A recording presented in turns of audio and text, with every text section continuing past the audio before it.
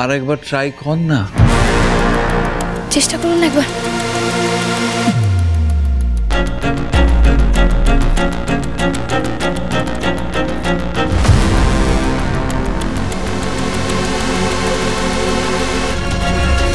যাক, কোনো মতে নীলের ল্যাপটপটা হাতাতে পেরেছি। হ্যাঁ, উফ, নীলটা বুঝতে পারেনি এই সন্ধ্যারা কি খেলা খেলছে। ভেবে মরুক, আমাকে বোকা বানাতে গেছিল। আমি একটা গাধা, একটু দুর্বল হয়ে পড়েছিলাম, ভেবেছিলাম ছেলে বোধহয় আমার পরে। যাক, এখন যেভাবে হোক এই সময়ের মধ্যে ডিলিট করে ফেলতে হবে সমস্ত মেলটা। তার আগে আমার একটা ফোন করতে হবে।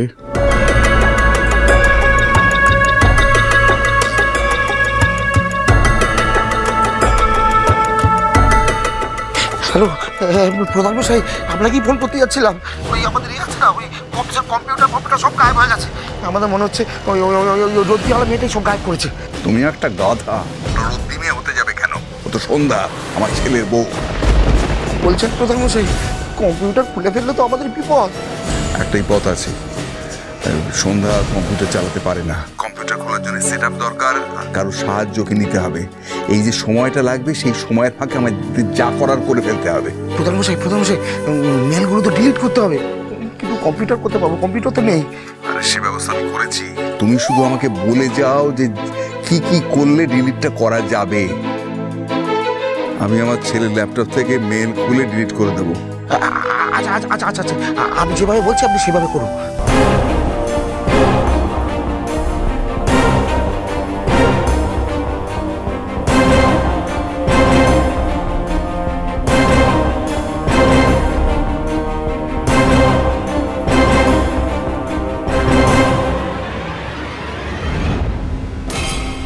থ্যাংক ইউ, সব উড়ে গেছে।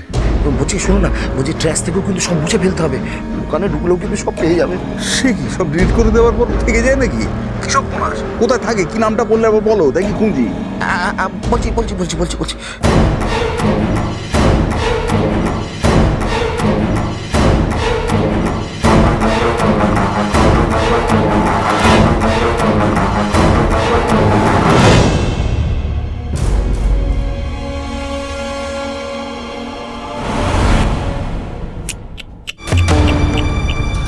এত চেষ্টা বৃথা গেল সন্ধ্যা।